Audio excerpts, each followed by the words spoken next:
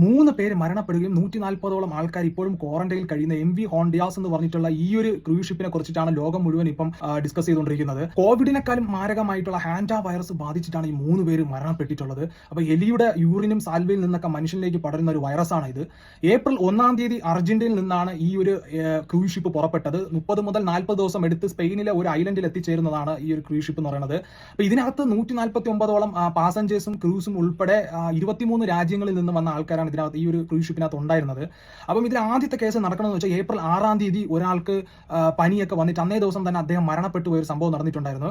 പക്ഷേ അത് കഴിഞ്ഞ് രണ്ടാമതൊരു കേസ് നടക്കുന്നത് ഏപ്രിൽ 24-ാം തീയതി ഒരു സ്ത്രീക്ക് പെട്ടെന്ന് ശാരീരികമായിട്ടുള്ള അസ്വസ്ഥത വന്നിട്ട് അവർ ഈ ഒരു ക്രൂസ് ഷിപ്പ് വിട്ട് പുറത്ത് വരികയും അപ്പോൾ അത് കഴിഞ്ഞിട്ട് ഇവർ ജോഹൻബർഗിൽ നിന്നും നെതർലാൻഡിലേക്ക് KLM എന്ന് പറഞ്ഞിട്ടുള്ള എയർലൈൻസിൽ സഞ്ചരിച്ചു എന്നാണ് പറയപ്പെടുന്നത്. പക്ഷേ എയർലൈൻ കമ്പനി പറയുന്നതെന്ന് വെച്ചാൽ ഇവരെ കണ്ട സമയത്ത് തന്നെ ഇവർക്ക് സുഖമില്ലാത്തത് കൊണ്ട് തന്നെ ഇവരുടെ യാത്രയ്ക്കുള്ള ബോർഡിംഗ് നിഷേധിച്ചു എന്നാണ് പറയപ്പെടുന്നത്. അത് മാത്രമല്ല ഇവരുമായി സമ്പർക്കത്തിൽ ഏർപ്പെട്ടിരുന്ന അവരുടെ സ്റ്റാഫിനെ അവർ ക്വാറന്റൈനിൽ പാർപ്പിച്ചിരിക്കുന്നു എന്നാണ് അവർ പറയുന്നത്.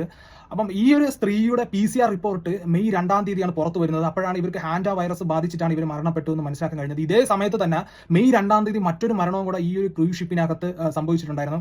അപ്പം ഇതോടുകൂടിയാണ് വേൾഡ് ഹെൽത്ത് ഓർഗനൈസേഷൻ ഇതുമായി ബന്ധപ്പെട്ട കുറെ മാർഗ്ഗരേഖകളൊക്കെ പുറത്തിറക്കിയിരിക്കുന്നത്. അതേപോലെ തന്നെ ആദ്യം മരണപ്പെട്ട 2 ആൾക്കാർ അർജന്റീനയിലെ പല സ്ഥലങ്ങളിലും സന്ദർശിച്ചിട്ടുണ്ടെന്നൊക്കെയാണ് പറയപ്പെടുന്നത്. അപ്പോൾ ഇതേ സമയം തന്നെ ആ ഒരു ഷിപ്പിനകത്ത് ക്വാറന്റൈനിൽ ഉള്ള ഒരു വ്ളോഗർ വന്നിട്ട് ഒരു വീഡിയോ ഒക്കെ ഇൻസ്റ്റാഗ്രാമിൽ പോസ്റ്റ് ചെയ്തിട്ടുണ്ടായിരുന്നു. ഈ സമയത്ത് ഇന്റർനെറ്റിൽ വേറൊരു സംഭവം ഇങ്ങനെ വൈറലായിക്കൊണ്ടിരിക്കുന്നത് 2022 ഒരാൾ പോസ്റ്റ് ചെയ്ത ഒരു പോസ്റ്റാണ്.